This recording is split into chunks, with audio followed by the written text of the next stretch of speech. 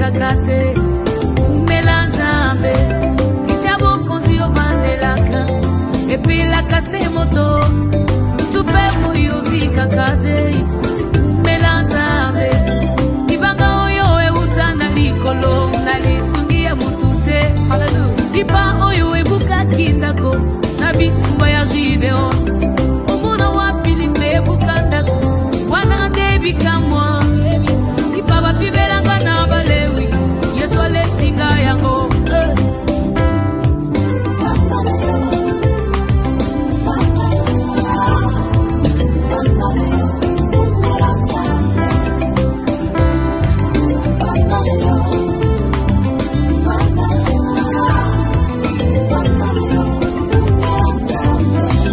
akutinga na liziba ya Bethesda nalemba na bokono alobina tombola mbetu nakende baninga na nyata maite nabwaka makili manda ya mboka onakoma kikele natika biloko nyonso ya motu ya baninga nazuwa lobiko te ayaki mpona ngai te yakenda kobikisa mwana Jairus nasimbi elamba na Yesu baninga nazuwa lobiko elamba ya muganga. Voilà, shalom un peuple de Dieu, bonjour et bonsoir chez vous, ça dépend de l'heure à laquelle vous allez nous suivre ce soir dans notre plateau de Venix TV, Life Changing Channel, la chaîne chrétienne qui transforme des vies, et la chaîne chrétienne qui nous unit, c'est comme dit Galate, qu'en réalité, en Christ, il n'y a ni grec ni juif, ni esclave, ni libre, ni femme, ni homme. Nous sommes tous un en Jésus-Christ, notre Seigneur de gloire. Voilà, c'est votre humble servante, la sœur Benita Bentumolomingo, BBL et puis très vivante. Ce soir, vous allez constater que je suis d'abord seul. Le frère Hervé Botiebe va nous rejoindre bientôt. Mais nous avons aussi un spécial invité, le pasteur Philippe Mukenge de Belgique. Il est venu nous parler de la part du Seigneur sur un thème qui s'intitule « Vous n'en prêterez pas, mais vous prêterez ». Vous n'en prêterez pas, mais vous prêterez. Sans plus tarder, nous allons le recevoir ensemble avec vous, bien-aimés. Veuillez partager déjà le programme, la vidéo. Veuillez inviter nos frères bien-aimés pour qu'ensemble nous puissions bénéficier de la parole du Seigneur qui sera dispensée ce soir. Voilà, nous allons déjà recevoir notre invité spécial, le pasteur Philippe Mukenge de Belgique. Bonsoir, pasteur. Bonsoir, bien-aimés. Donc, que le Seigneur vous soit favorable. Merci beaucoup, Amen, papa. Merci d'être là ce soir avec nous sur notre plateau de Venix TV. Nous vous souhaitons le bienvenu. Merci beaucoup. Je suis enchanté et je vous remercie pour cette invitation. Merci beaucoup, papa. C'est pour votre première fois de retrouver sur cette chaîne de Venix TV. Est-ce qu'il y a moyen de vous présenter, s'il vous plaît? Oui, je suis votre humble serviteur, le pasteur Philippe Mukenge, et je communie aux Pays-Bas, dans la ville de Dordrecht, avec les saints de Dordrecht. J'appartiens à la communauté des églises de saints. Voilà, donc je suis marié et père des enfants. Donc voilà ce que je peux dire. Père de 4 enfants. Et je ne sais pas si c'est suffisant. Et je crois que voilà, ceux qui ne me connaissent pas me connaîtront et ceux qui me connaissent m'ont reconnu. Donc voilà, que le Seigneur soit loué. On est plus venu ici pour présenter le Seigneur. Nous croyons que cette courte présentation a été suffisante pour chacun de nous. Alléluia. Merci beaucoup, pasteur. Vous avez dit que vous êtes pasteur de l'église de Saints. Est-ce que vous pouvez nous donner, votre église est basée sur quelle doctrine? Parce qu'il y a déjà de cela beaucoup de mois que nous remarquons le frère Hervé Botiebe. Il est là pour nous édifier par l'évangile qu'il appelle lui-même l'évangile éternel, le pourquoi, le comment. Donc c'est un peu nouveau pour nous. on vient de découvrir un évangile là, la façon de prêcher, la façon de dispenser la parole de Dieu, un peu différent de celle que nous connaissons déjà. Est-ce que vous pouvez nous expliquer quelle est votre doctrine, s'il vous plaît, ou votre vision? Voilà, donc nous croyons que le chef de l'Église, c'est le Seigneur Jésus, parce que la Bible dit qu'il est la tête de l'Église, c'est lui qui a la vision, c'est lui qui a la doctrine. Et vous savez, quand il enseignait, les gens étaient étonnés de sa doctrine. Et sa doctrine consistait à pouvoir réellement prêcher le royaume des cieux. Et le royaume des cieux, vous savez que cela est la parole qui concerne Dieu. Donc, vous allez comprendre que notre doctrine est basée sur ce que Dieu a dit. Voilà pourquoi nous nous basons sur ce qui est écrit. Mais nous savons que Dieu est esprit, donc nous ne pouvons pas comprendre Dieu avec l'intelligence humaine, d'où tout ce qui est écrit, nous le prenons comme un langage spirituel pour pouvoir réellement accéder aux choses spirituelles qui concernent Dieu.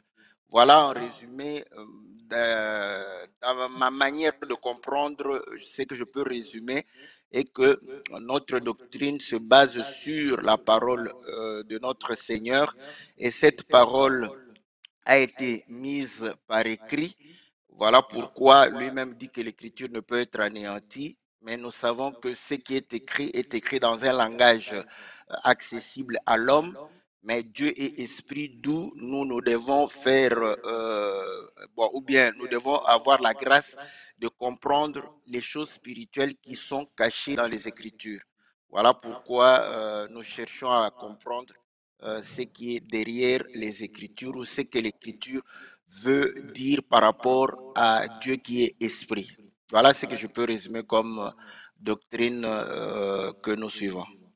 En tout cas, je suis béni. Merci beaucoup, pasteur.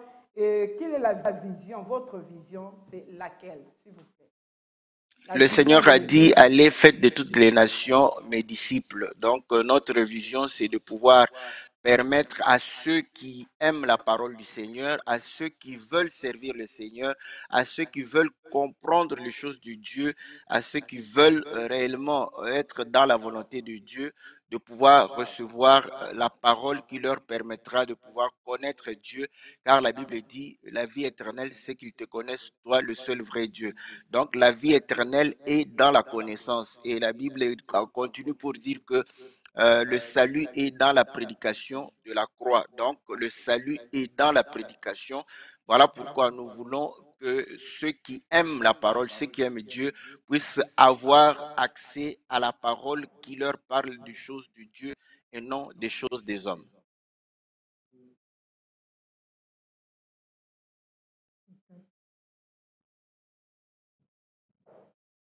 En tout cas, merci beaucoup, pasteur. Je suis vraiment béni. Merci pour cet éclaircissement. Maintenant, nous avons notre serviteur Hervé Bochebe. Il est maintenant avec nous.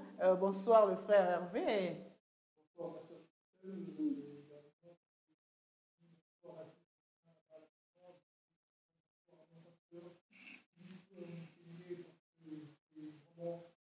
Pour nous. Wow. Donc, tel que je l'ai toujours dit, et je n'ai pas honte de dire que c'est par lui, c'est par eux.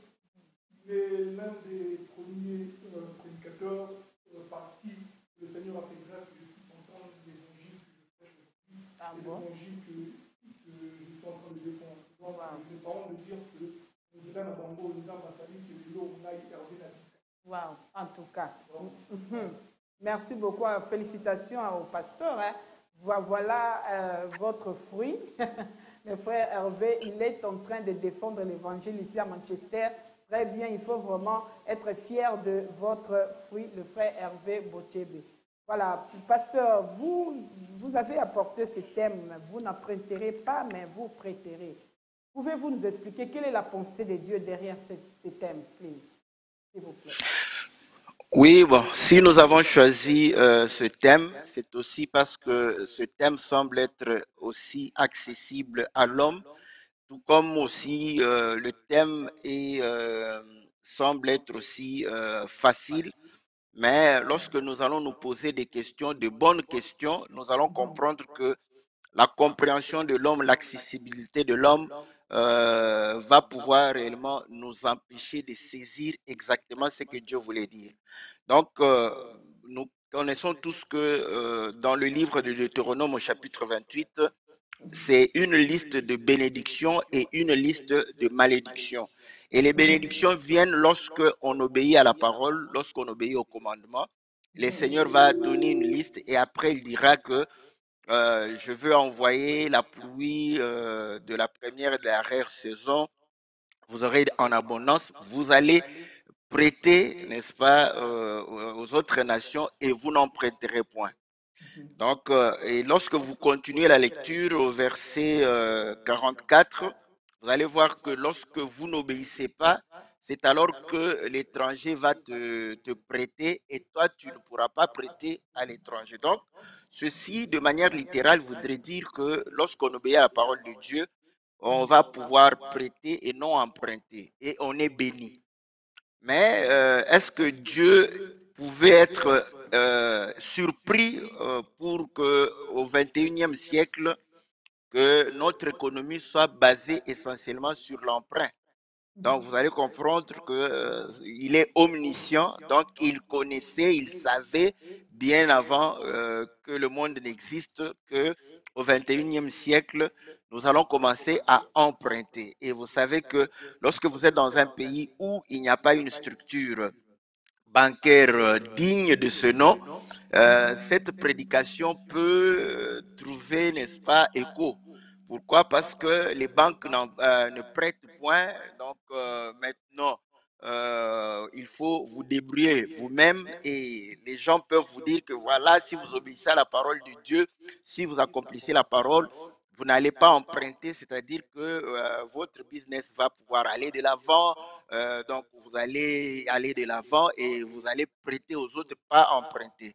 Mais lorsque nous arrivons dans un pays structuré, les choses changent parce que pour acheter une maison, vous devez emprunter, acheter une voiture, vous allez pouvoir emprunter. Donc, d'ailleurs, quand vous payez cash, et surtout que si vous êtes noir africain, donc vous risquez d'être poursuivi par la police parce que c'est lui qui va vous vendre au lieu de pouvoir dire que vous êtes béni de Dieu parce que vous payez cash, vous n'empruntez point. Il va se poser des questions, mais est-ce que vous vendez de la drogue? Est-ce que vous faites, n'est-ce pas, le truc des chèques? Vous escroquez les gens? Donc voilà, il va se poser plusieurs questions. Donc à ce moment, nous allons comprendre que au lieu de pouvoir comprendre que la parole de Dieu avait dit que ceux qui obéissaient à la parole seraient bénis, lui, il va commencer à se poser plusieurs questions. Il peut même appeler la police, il peut... Donc, vous allez comprendre qu'aujourd'hui, dans les pays développés où les choses sont structurées, les gens empruntent.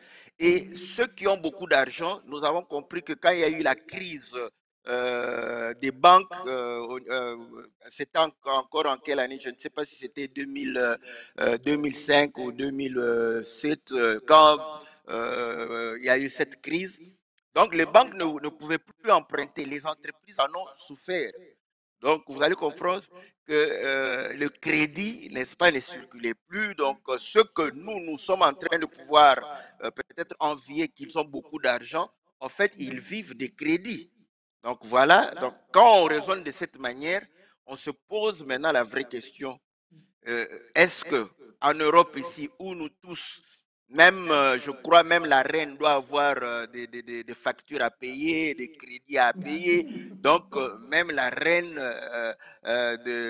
Elisabeth a des dettes, n'est-ce pas, envers des fournisseurs, parce que vous savez vous-même que le palais là coûte extrêmement cher. Peut-être qu'ils ne payent pas, du coup, ils ont des fournisseurs, donc ils vont payer après. Donc, nous sommes dans des pays où même les dirigeants ont des dettes jusqu'au plus bas de l'échelle. Sommes-nous maudits? Mais pourtant, ceux qui sont dans des pays où la banque ne fonctionne pas veulent venir là où nous sommes pour pouvoir chercher la vie. Et pour eux-mêmes, le fait de venir est une bénédiction. Donc, si on se pose la bonne question, maintenant, qu'est-ce que Dieu voulait dire? Parce que nous, ici, nous avons des dettes de maison, des dettes de sommes-nous maudits? Et eux qui n'ont pas de dettes, mais il semble qu'ils pleurent plus que nous. Donc, à ce moment-là, la compréhension littérale des choses, la compréhension naturelle des choses a un blocage et un obstacle majeur que nous comprenons que non, il faudrait comprendre quelle a été la pensée de Dieu. Je crois que si nous nous posons cette question et nous sommes en train d'observer cela, nous allons nous poser la question. Alors, qu'est-ce que Dieu voulait dire? Le Seigneur dit dans Jean chapitre, je crois, 4, si je ne me trompe pas, l'histoire avec la femme samaritaine, que Dieu est esprit. Voilà. Comme Dieu est esprit, nous comprenons que les choses de Dieu doivent avoir la connotation spirituelle. Quand Dieu parlait, comme je le dis, est-ce qu'il ne savait pas que le monde allait vivre des crédits? Même Israël, à qui cette parole a été adressée, a des dettes. Le pays a des dettes. Et les gens qui sont là-bas aujourd'hui payent aussi, n'est-ce pas, des maisons à crédit. Donc, est-ce que Dieu est surpris de cela? Nous disons non. Maintenant, comment comprendre la parole de Dieu? Le Seigneur dit dans Jean chapitre 5 au verset 39, vous sondez les Écritures, croyant trouver la vie en elles. Ce sont elles qui rendent témoignage de moi. Donc, nous comprenons que nous devons sonder les Écritures. Les Écritures, ce sont des témoins. Et il va dire dans Jean chapitre 5, lorsque il va commencer à parler, on va lui dire, tu rends témoignage de toi-même. Il dit, le témoignage des hommes n'est rien, mais c'est le témoignage de Dieu qui est quelque chose. Et pourtant, Jean lui rendait témoignage, mais il a dit, le témoignage de Dieu est quelque chose. Et dans Jean chapitre, je crois, 8, il va encore pouvoir certifier la chose pour dire que n'est-il pas écrit dans votre loi que le témoignage de 2 ou de 3 est vrai? Donc, nous comprenons que pour établir la vérité, pour connaître la vérité, parce que la vérité affranchit, il faudrait avoir le témoignage de 2 ou de 3. Or, les témoins de la vérité, ce sont les Écritures. Et voilà pourquoi nous devons non pas penser par rapport à notre pensée, parce que la pensée de l'homme, selon Matthieu chapitre 16, le Seigneur dira à Pierre, arrière de moi Satan, car les pensées que tu as, ce sont les pensées des hommes. Donc la pensée humaine est satanique. Voilà pourquoi nous n'aimons pas expliquer les choses de Dieu avec la pensée de l'homme ou les traditions des hommes. Et ainsi, lorsque nous allons dans le livre de Lévitique, là nous allons comprendre que quand vous empruntez, c'est que vous vous endettez. Et comme nous disons toujours que appelons un autre témoin qui va parler, n'est-ce pas, dans ce sens-là, Lévitique chapitre 26, et vous allez comprendre que au verset 40,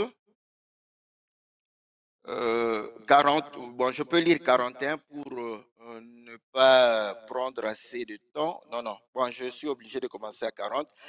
Ils confesseront leur iniquité et les iniquités de leur père, les transgressions qu'ils ont commis envers moi et la résistance qu'ils m'ont opposée.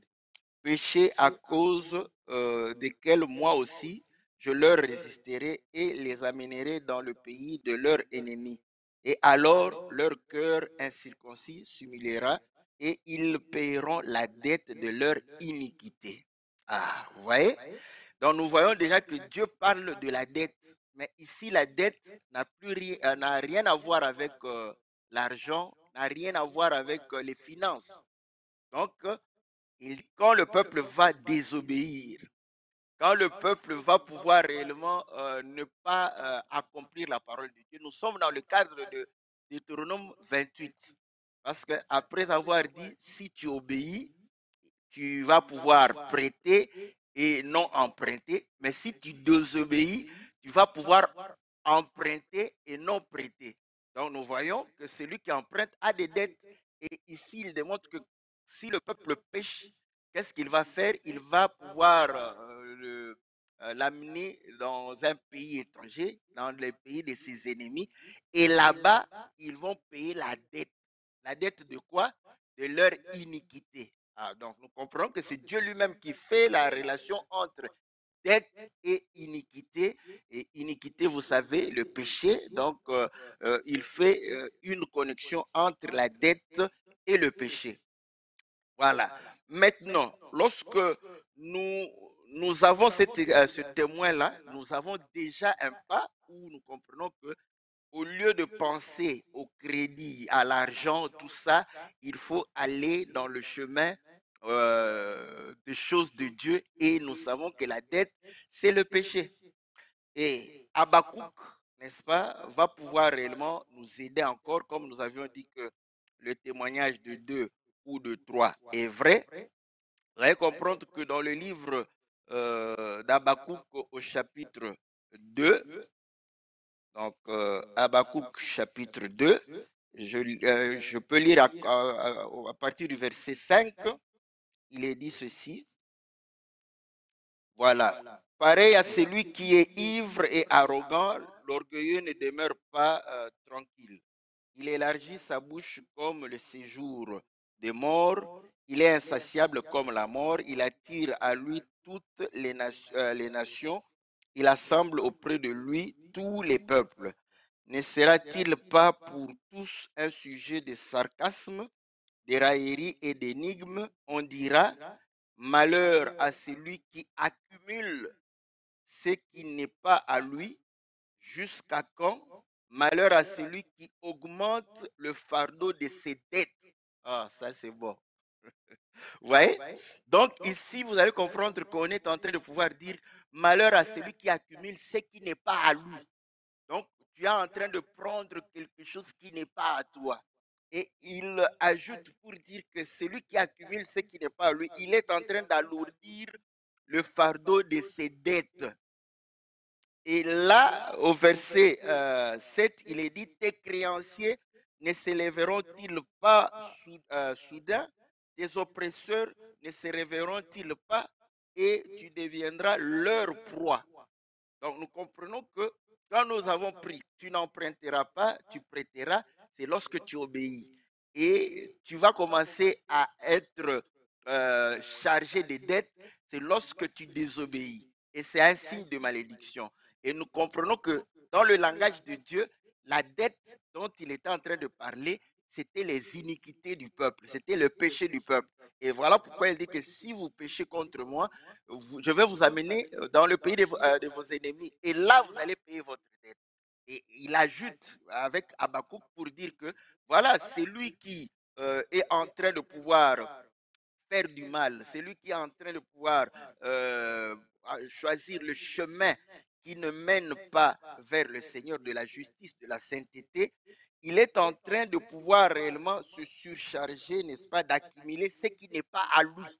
Donc, il emprunte et il dit malheur à l'homme qui augmente sa dette. Donc, nous comprenons qu'à ce moment-là, la dette dont le Seigneur était en train de parler, c'était cette nature pécheresse qu'on était en train de pouvoir augmenter.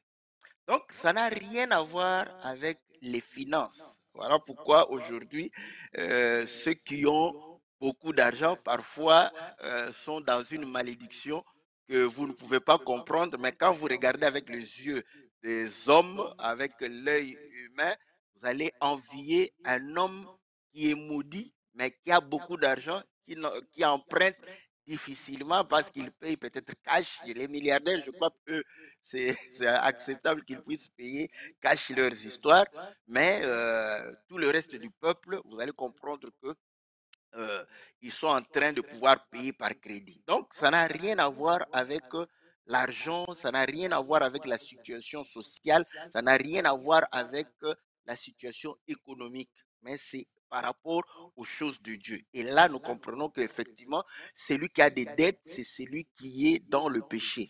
Maintenant, dans le livre de Rois, n'est-ce pas, 2 Rois chapitre 4, vous allez comprendre qu'il y avait une veuve. Nous pouvons commencer.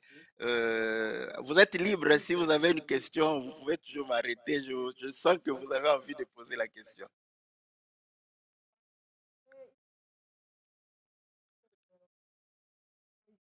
Je vous entends. Ah, ah.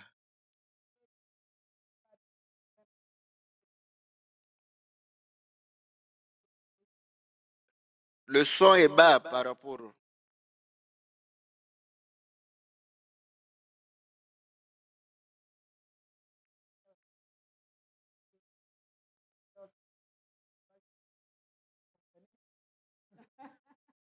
Oui, donc jusqu'à présent, tel que c'est que nous avons, bon, parce que de base, donc Dieu dit au peuple d'Israël que vous n'allez pas prêter, mais vous allez prêter. Donc aujourd'hui, on a plus tendance à utiliser ça dans un terme physique, dans un terme financier. Tel que le pasteur l'a clairement dit que, mais aujourd'hui, qui n'a pas de dette, qui n'a pas acheté une maison par crédit? Il y a aussi des enfants de Dieu qui ont pu acheter des maisons par crédit. Mais est-ce que réellement le Seigneur voulait parler de l'argent monnaie comme ça, physique? Non, il a touché à Jean chapitre 4, il a clairement expliqué que Dieu est esprit. Et encore, on peut enchérir en disant que Paul a dit que pour les choses spirituelles, on utilise un langage spirituel. Donc, c'est qu'il y avait une pensée céleste qui était derrière ça. Donc, maintenant, le pasteur est en train de développer en montrant que la dette, là, empruntée, donc, c'est par rapport au péché. Le péché qui est en train de s'accomplir. Donc, j'aimerais que le pasteur Philippe puisse continuer à développer. Et si vous avez des questions, surtout, n'hésitez pas. Très bien, merci beaucoup le serviteur Bochebe. Bien aimé, si vous avez une question aussi, n'hésitez pas de poser votre question. Comme ça, nous allons poser vos questions à notre papa, pasteur Philippe. Un instant, nous...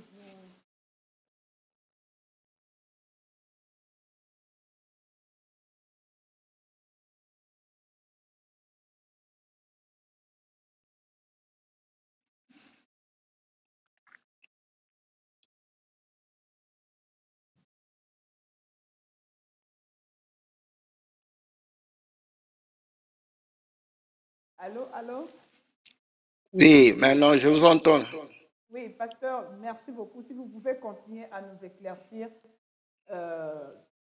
sur ces thèmes, s'il vous plaît, la pensée de Dieu. Vous avez commencé à dire que, comme le frère avait à souligner ici, que le crédit qu'on est en train de parler, c'est la dette. Si vous pouvez continuer, s'il vous plaît, pasteur. Voilà, donc comme j'étais en train de pouvoir le dire, dans le livre de 2 Rois au chapitre 4, nous allons voir une situation où une femme veuve va pouvoir aborder le prophète pour dire que voilà, son mari est mort et le créancier est venu pour prendre ses 2 enfants et les amener pour pouvoir le servir et devenir esclave, en faire des esclaves. Et Élisée va lui lui déposer la question que puis-je faire pour toi? Dis-moi, qu'est-ce que tu as dans ta maison? Elle va répondre que ta servante n'a rien du tout à la maison qu'un vase d'huile. Et il va lui dire, va, demande au dehors des vases chez tous tes voisins, des vases vides, et n'en demande pas un petit nombre. Quand tu seras rentré, tu fermeras la porte sur toi et sur tes enfants.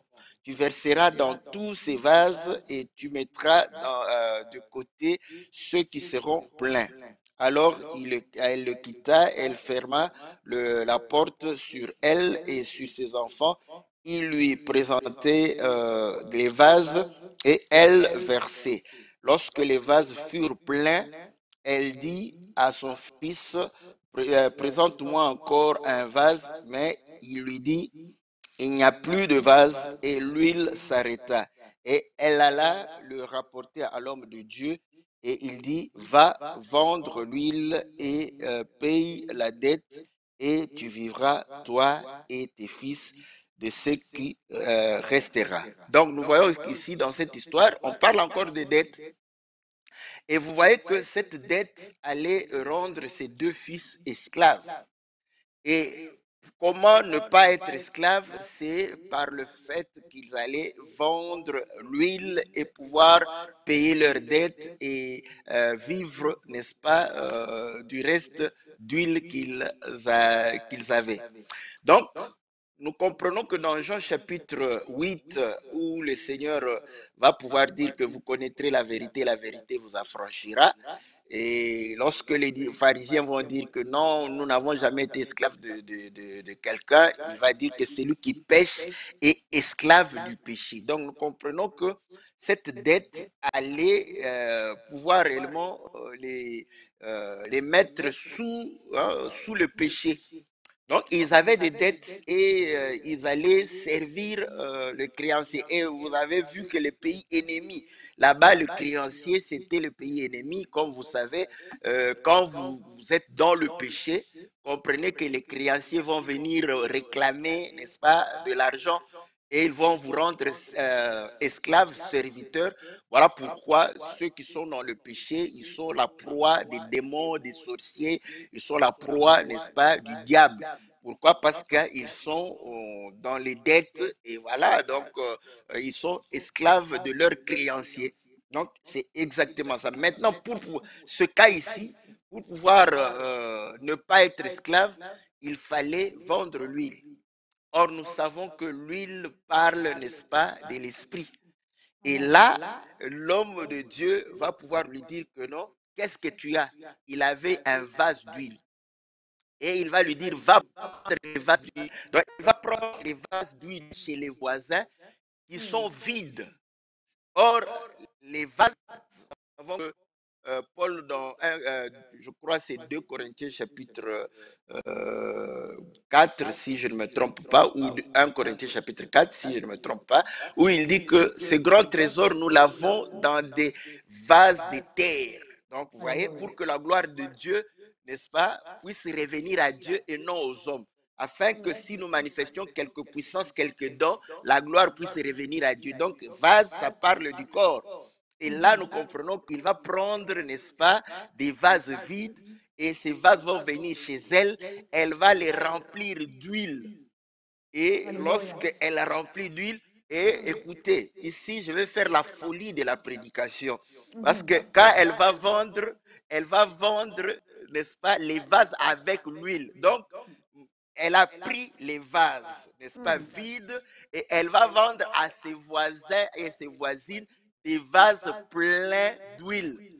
Et là, vous allez comprendre que sa dette est payée et elle va pouvoir vivre. Par rapport à elle-même, vous allez comprendre que elle va payer la dette grâce à l'huile, grâce à la divinité, grâce au Saint-Esprit. Et c'est ce que Romains chapitre 8 dit. Romains chapitre 8 dit ceci, que si nous vivons selon la chair, si nous faisons plaisir à la chair, n'est-ce pas, nous sommes en inimitié contre Dieu. Mais pour pouvoir être en communion avec Dieu, il fallait vivre selon l'esprit. Mais pour vivre selon l'esprit, il faut faire mourir la chair. Parce que la chair ne peut plaire à Dieu.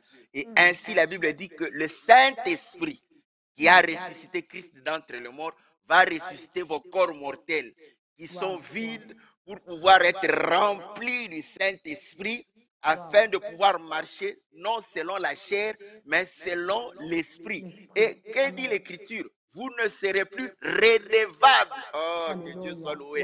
Parce que la redevabilité est liée aussi à la dette. Quand vous avez la dette de quelqu'un, vous êtes redevable à cette personne. Donc, vous ne serez plus redevable à la chair. Pourquoi? Parce que la chair est le domaine du diable. Vous savez que Dieu a dit au serpent, tu mangeras tous les jours la poussière, n'est-ce pas, de la terre. Or, les serpents naturels ne mangent pas la poussière. Nous avons vu des documentaires, n'est-ce pas, des animaux, tout ça. Personne n'a jamais vu les serpents manger la terre. Mais quand vous continuez dans Genèse chapitre 3, le Seigneur va dire à Adam, tu es poussière, tu retourneras à la poussière. Nous comprenons de quelle poussière le Seigneur avait parlé au serpent.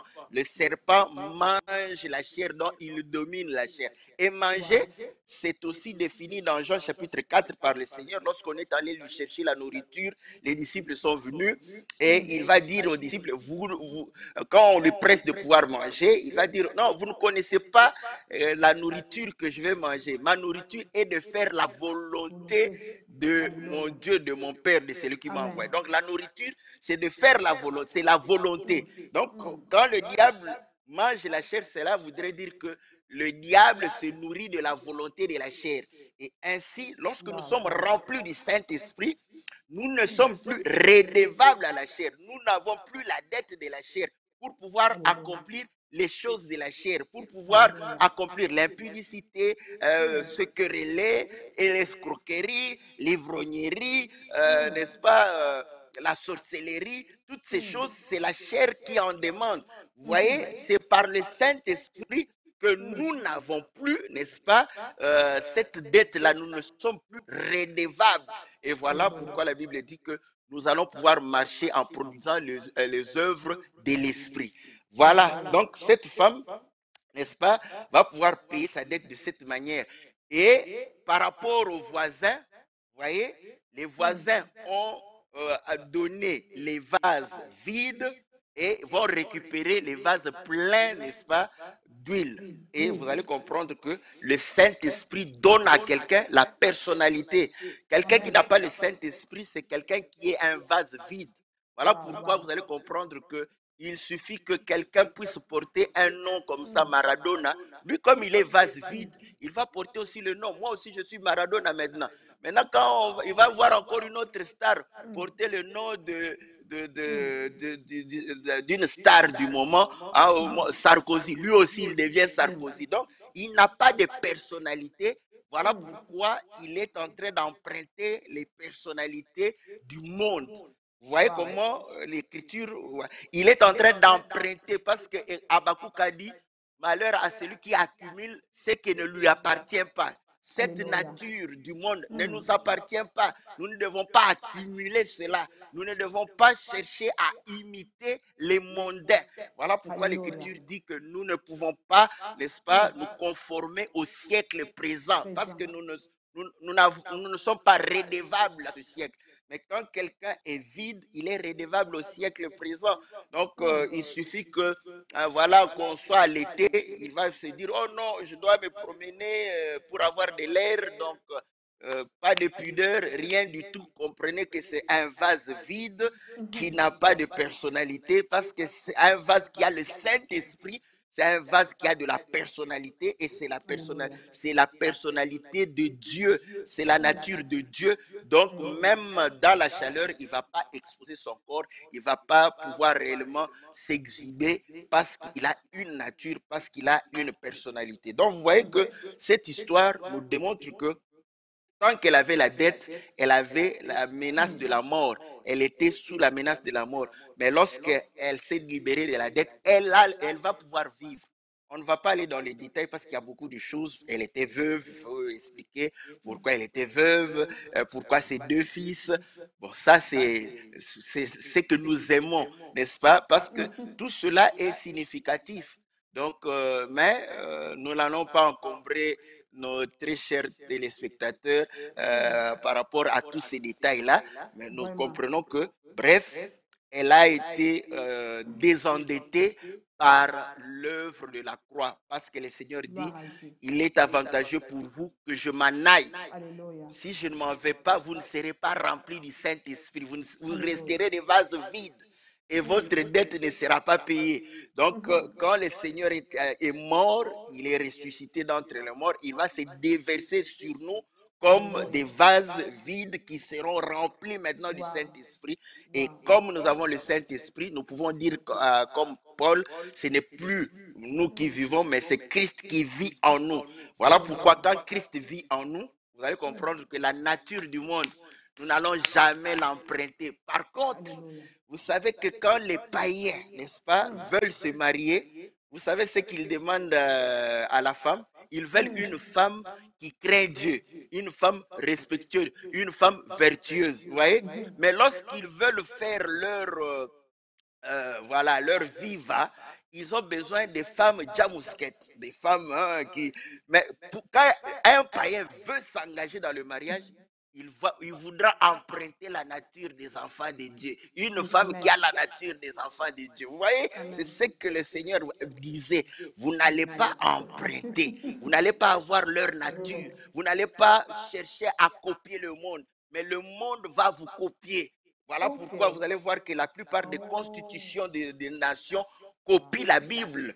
Regardez, vous allez voir, la justice humaine est en train de copier la Bible. Donc, ce sont eux qui copient la nature de Dieu et non nous. Et aujourd'hui, c'est très malheureux. Vous allez voir des gens qui disent qu'ils servent le Seigneur, qu'ils sont en train de pouvoir glorifier le Seigneur, chercher à imiter, n'est-ce pas, les païens. Vous allez voir un homme de Dieu dire que... C'est catastrophique ce que vous dites là. C'est vraiment catastrophique en ce moment ici. Ce sont maintenant les chrétiens qui cherchent à tout prix à copier les païens, même dans l'habillement, papa, dans la musique, le style. Ce sont maintenant les païens qui essayent de copier les chrétiens. Ça, c'est catastrophique. C'est-à-dire que nous n'avons pas, papa, cette personnalité. L'Esprit de Dieu n'est plus là, papa. Expliquez-nous un peu. Oui, mais ceux qui n'ont pas l'Esprit de Dieu, voilà pourquoi ils vont dire que non, les danses viennent du ciel, Satan a volé. Vous voyez comment ils ont pris la subtilité pour dire quoi? Et pourtant, ils sont allés en train d'emprunter les danses mondaines parce que eux, ils sont vides. Et ce sont les mondains qui sont expérimentés dans la musique, dans les danses, dans tout ça. Et maintenant, comme ils ne savent pas danser, mais ce n'est pas grave. Dieu n'a pas donné aux Blancs la maîtrise de la danse, mais ils dansent quand même.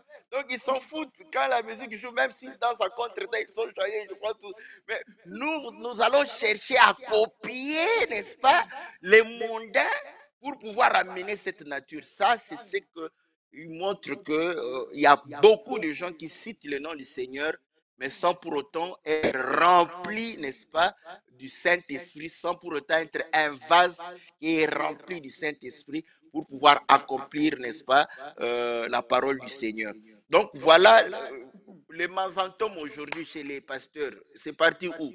Mais quand il y a eu Manzantom, tout le monde, tous les pasteurs ont voulu porter les Manzantom, tout ça. On comprend que, en fait, au lieu que l'Église soit modèle, au lieu que les hommes de Dieu soient modèles, mais ce sont maintenant les stars du monde, ce sont les païens, n'est-ce pas, que les enfants de Dieu veulent copier, que les hommes de Dieu veulent copier. Donc ça, c'est un thermomètre pour comprendre que dans cet endroit-là, en tout cas, il y a déficit du Saint-Esprit parce que les gens veulent copier le monde au lieu de pouvoir réellement laisser le monde copier, n'est-ce pas, la nature divine que nous avons. Voilà pourquoi un enfant de Dieu rempli du Saint-Esprit va être une lumière pour ce monde.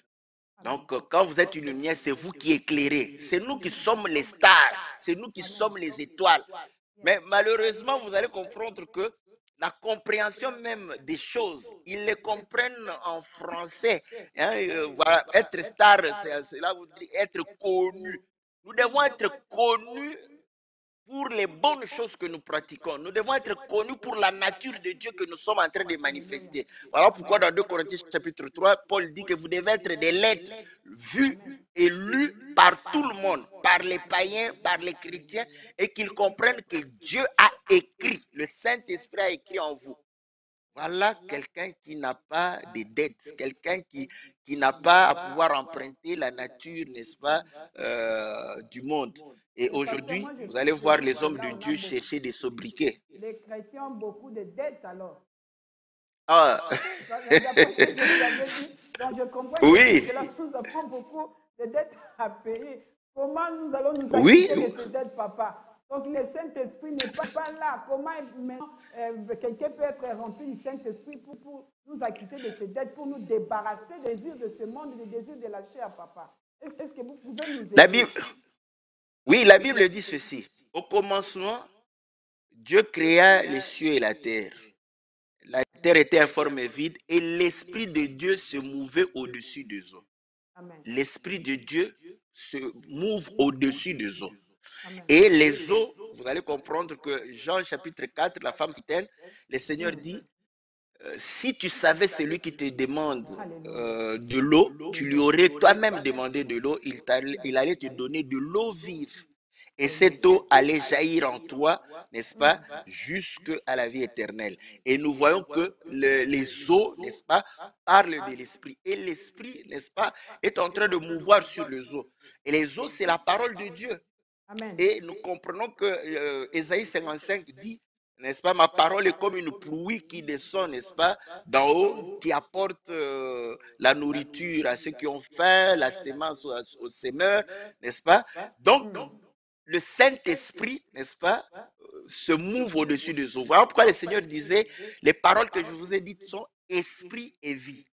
Donc, celui qui écoute les paroles qui sont esprit et vie va recevoir le Saint-Esprit comme Corneille. Comment Corneille a reçu? Parce qu'il a écouté la parole concernant les choses spirituelles. Le Saint-Esprit est descendu sur l'eau qui était en lui. Et c'est comme ça qu'il a été rempli du Saint-Esprit et il a commencé à marcher selon la parole.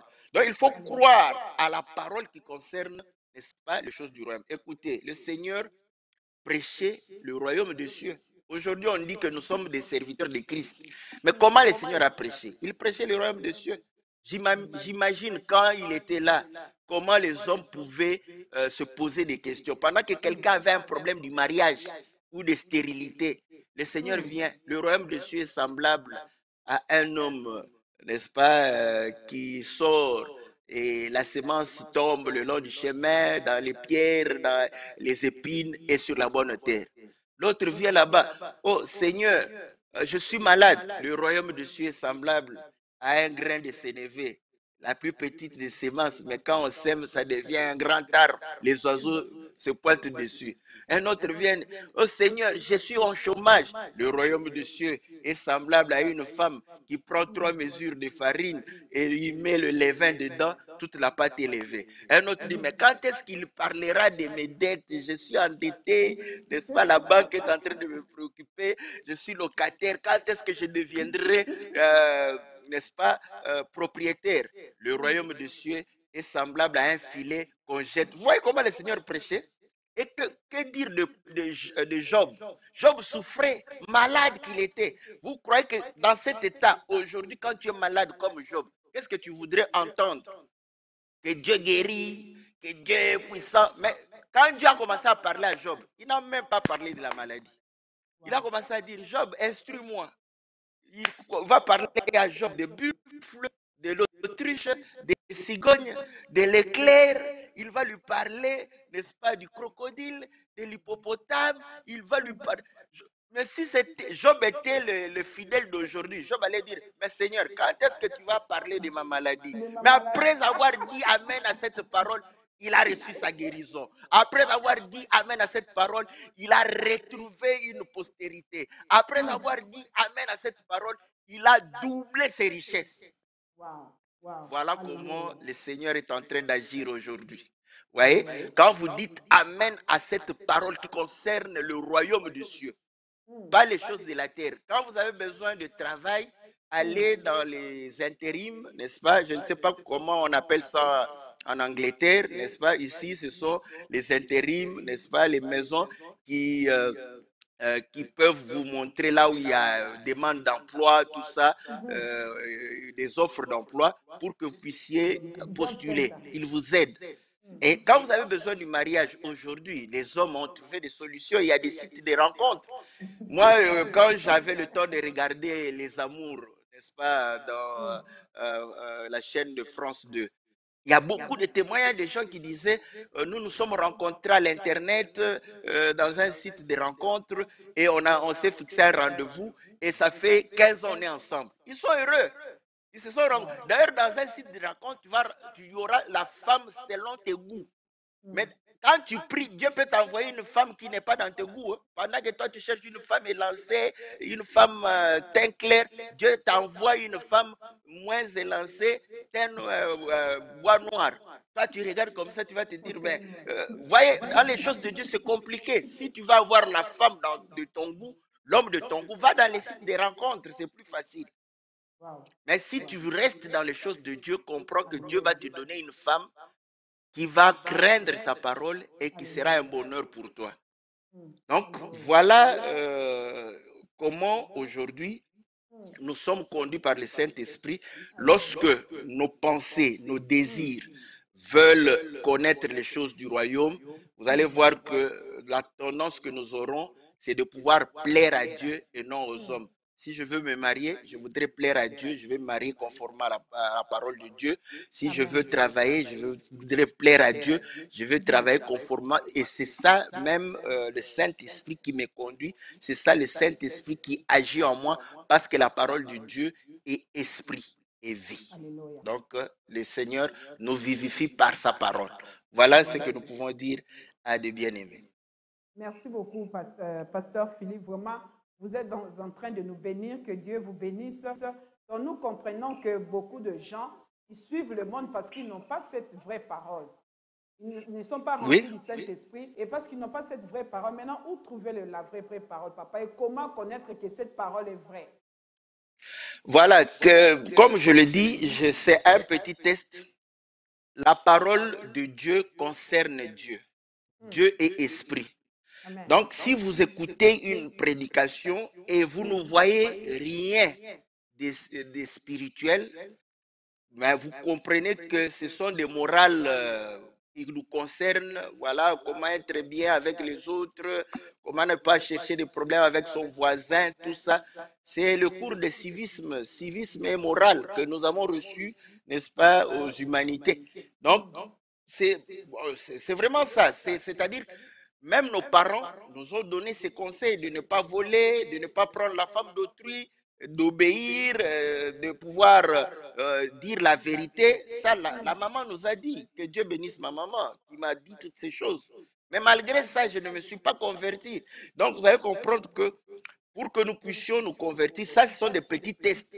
Quand on te prêche et tu vois que tout tourne autour de la vie quotidienne, comprends que ce n'est qu'une morale, un encouragement à la vie de tous les jours. Mais la parole de Dieu doit nous faire lever les yeux afin que nous puissions comprendre qu'il s'agit de Dieu, il s'agit des choses spirituelles, il s'agit de pouvoir vivre la vie éternelle. Et ainsi, vous allez comprendre que quand on vous parle de la vie éternelle, vous allez pouvoir commencer à vivre cette vie ici et ça sera pour vous facile de pouvoir accomplir la parole de Dieu. Vous savez pourquoi dans les mariages il y a trop de soucis? Parce que les gens expliquent le mariage, n'est-ce pas, par rapport aux hommes. Voilà, j'ai toujours donné cet exemple. Quand vous aimez votre mari, vous préparez pour votre mari parce que vous l'aimez. Mais le jour où il vous fera du mal, vous n'aurez pas le courage de préparer pour lui. Voilà pourquoi la plupart des femmes, sur 10 femmes, 9, lorsqu'elles sont en colère, n'aiment pas préparer. Donc, c'est la punition qu'on nous donne. Donc, voilà. Mais si c'était par amour à la parole, une telle femme va comprendre que l'homme que je vois ici représente Christ. Voilà pourquoi, parce qu'il s'agit de Christ, représente Christ. Je vois Christ en lui. Donc, même si Christ, parce que Christ parfois nous chicote pour nous faire sortir de ces jours de mort, nous empêcher de pouvoir commettre les péchés. Vous voyez? Donc, même si il arrive des choses difficiles dans notre vie, c'est Dieu qui est auteur de toutes choses. Est-ce que nous nous boudons Dieu? Non. On reste toujours soumis. Quand quelqu'un voit son mari de cette manière, même s'il y a des problèmes, elle saura que mon devoir, je le fais pour le Seigneur, je dois préparer. Ce n'est pas pour lui que je prépare, mais c'est pour le Seigneur que je prépare. Donc c'est ça la grande différence. Lorsque vous êtes habitué à écouter les choses de l'esprit, l'esprit va produire en vous les œuvres de l'esprit, qui sont des œuvres qui ne dépendent pas des conditions humaines. Voilà pourquoi quand on nous insulte, humainement parlant, ça fait mal. Voilà pourquoi humainement parlant, nous répondons. Mais lorsque nous disons, voilà que, en tout cas, Christ a été insulté. Mais qu'est-ce qu'il a fait? Il n'a pas répondu. Mais il faut avoir l'esprit de Christ en soi pour ne pas répondre. Donc, c'est lorsque nous projetons dans les choses spirituelles, c'est alors que nous allons penser moins à la chair, moins au plaisir de la chair.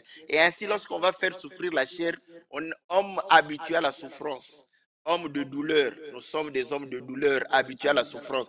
Quand vous faites souffrir la chair, on est habitué à cela. Donc, on ne va pas suivre. C'est ça toute la différence entre celui qui écoute une parole qui nourrit la chair et une parole qui nourrit son âme, son esprit. La différence est là. Celui qui nourrit la chair va protéger la chair. Dès qu'on l'attaque, il répondra. Dès qu'on lui fait du mal, il va faire du mal pour se protéger. Mais celui qui nourrit l'âme va pouvoir réellement dire que voilà, c'est normal, Christ a souffert et moi aussi je souffre, c'est tout à fait normal. Voilà, mais il faut aimer les choses du royaume. C'est bon, c'est trop bon, ça fait plaisir. C'est trop bon, papa, c'est sucré, c'est merveilleux. Que Dieu soit loué. Moi, j'ai ajouté un plus dans ma connaissance. Vraiment, papa, merci beaucoup. Serviteur Hervé, vous avez quelque chose à commenter sur ce que le pasteur Philippe vient de nous dire? Déjà, nous disons amen à la parole. Vraiment, merci au pasteur Philippe de nous avoir bénis ce soir. Mais si je peux apporter quand même une pensée rapidement, je suis dans le livre de Luc, chapitre 7. Le Seigneur rentre dans la maison d'un pharisien et une femme prostituée vient et lave les pieds de Jésus avec ses cheveux. Donc les disciples le regardent comme ça. Et le Seigneur, connaissant leurs pensées, il dit que 2 hommes étaient endettés. L'un avait une dette de 500 et l'autre avait une dette de 50. Maintenant, le créditeur vient demander la dette. Les 2 hommes étaient dans l'incapacité de payer. Maintenant, il les a franchis de leur dette. Jésus demande la question, qui aimera le créditeur plus? Pierre répond en disant que c'est celui qui avait la plus grosse dette de 500. Pour dire que la dette de 500, cela représente nous les nations. La dette de 50 représente le peuple d'Israël. Parce que Zacharie chapitre 8, verset 23, dit clairement qu'un jour, 10 hommes vont saisir un juif. Donc vous voyez, 10 hommes vont saisir un juif. Donc c'est 10 hommes des nations, mais un seul juif. Donc c'est-à-dire que le chiffre 10 représente les nations. Donc le chiffre 50 est multiplié par 10. Il nous donne 500. Donc 500 c'est chez nous les nations, 50 chez Israël. Pour dire que depuis que Adam est tombé, depuis la chute d'Adam, Dieu a voulu récupérer l'homme. Mais il est passé par des prophètes. Il a marché avec un peuple, le peuple d'Israël. Israël, c'est eux qui avaient reçu la parole. Donc Israël, eux, leur dette, pour dire que leur péché était minime, parce que Dieu les avait visités. Dieu avait marché avec Israël. Mais nous, les nations, notre dette était énorme, était immense, parce que Dieu ne nous connaissait pas. Mais lorsque le Seigneur Jésus-Christ vient et meurt sur la croix, il a franchi la dette. C'est-à-dire qu'il enlève cette vie de péché pour tout enfant qui donne sa vie au Seigneur Jésus-Christ, qui croit à la parole véritable. La dette, ce que le pasteur a expliqué, donc le péché est ôté. Mais Israël aujourd'hui sont toujours dans le péché, sont toujours sous la dette parce qu'ils n'ont pas reconnu le Seigneur lorsque le Seigneur les a visités. Mais nous, les nations, Dieu s'est tourné vers nous. Il est prêt à enlever cette dette, à effacer cette dette si quelqu'un donne sa vie et veut marcher selon la parole. Donc, c'est tout simplement ce que je pouvais ajouter. Je dis encore merci une fois de plus au pasteur Philippe. Merci beaucoup, frère Hervé. Ouais, mais, pasteur, si vous pouvez clôturer. Allô, pasteur, vous êtes là? Oui, je suis là. Ah, ok, merci beaucoup. Si vous avez un dernier mot pour les internautes, les bien-aimés qui vous ont suivis, et aussi clôturer par une courte prière, s'il vous plaît, papa. Donc, ce que nous pouvons dire, que la parole de Dieu ne se comprend pas de manière littérale. Ça, c'est vraiment là où nous sommes en train de marteler. Même les écritures les plus simples, ça cache toujours une pensée de Dieu. Comme l'écriture la plus courte, Jésus pleura. Mais dans quelles circonstances? Lui-même a dit qu'il va aller ressusciter quelqu'un et il pleure encore. Je crois que si aujourd'hui Dieu me révèle que je vais aller ressusciter à mort, je vais appeler des journalistes comme vous, venez, ma soeur, amenez la caméra parce que quelqu'un va ressusciter. Je ne veux pas pleurer, mais lui, il pleura encore. Donc, quand on se pose de bonnes questions, on comprend le vrai sens des Écritures. Donc, voilà ce que nous pouvons dire à tous les bien-aimés, que c'est pourquoi Paul dit, la lettre tue. Elle tue pourquoi? Parce qu'elle nous empêche d'accéder à l'esprit. Et l'esprit vivifie. Donc, pour accéder à l'esprit, il faudrait casser la lettre afin d'accéder à l'esprit. C'est ce que nous faisons généralement parce que la lettre concerne la chair. Or, la chair est ennemie avec Dieu. Voilà pourquoi il faut la casser pour pouvoir accéder à l'esprit. Voilà ce que nous pouvons dire. Que le Seigneur bénisse chacun de nous. Nous allons prier pour pouvoir recommander le peuple de Dieu. Seigneur notre Dieu, nous avons pu parler et nous avons parlé de ta part. Et nous voulons que cette sémence puisse réellement produire de fruits parce que tu as dit ta parole, elle est envoyée dans le but de pouvoir produire du fruit et c'est ainsi qu'elle peut retourner vers toi. Et nous voulons que celui qui va recevoir cette parole dire Amen, que la guérison, que la réussite, la délivrance, les miracles, les prodiges puissent réellement l'accompagner et qu'il puisse vivre cette écriture avec Dieu. Nous ferons des exploits, que tu puisses changer les circonstances de sa vie et que tu puisses changer les temps afin que tout cela soit favorable à lui pour la gloire de ton nom, Jésus. Nous t'avons ainsi prié, toi qui es Dieu, au nom puissant de notre Seigneur Jésus. Amen. Amen, amen, gloire à Dieu. Merci beaucoup, Pasteur Philippe. C'était vraiment un réel plaisir pour nous de vous recevoir aujourd'hui sur notre plateau de Phoenix TV Life Changing Channel. Vous nous avez bénis énormément. Et je crois fortement que nos bien-aimés qui étaient en ligne, beaucoup sont là. Merci beaucoup, bien-aimés, pour votre soutien. Vous étiez là très actifs et que le bon Dieu vous bénisse. Je crois fortement que vous êtes aussi bénis. Et merci à Frère Hervé pour cette opportunité que vous nous accordez. Que le bon Dieu vous bénisse aussi.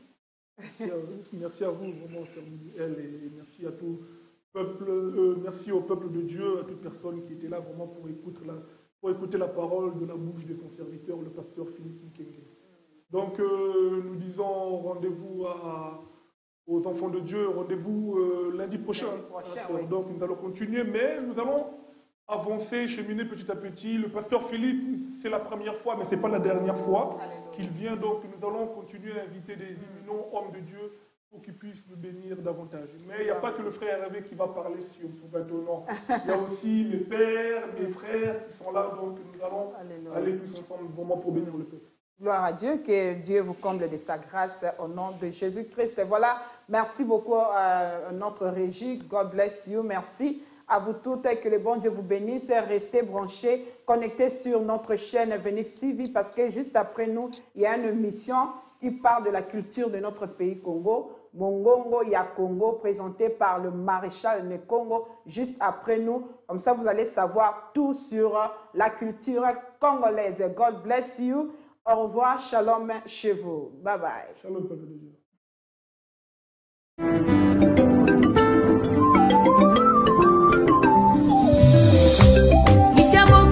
Vandelaka epelaka se moto tupe moyo zikakate umela nzambe kitabo konzi vandelaka epelaka se moto tupe moyo zikakate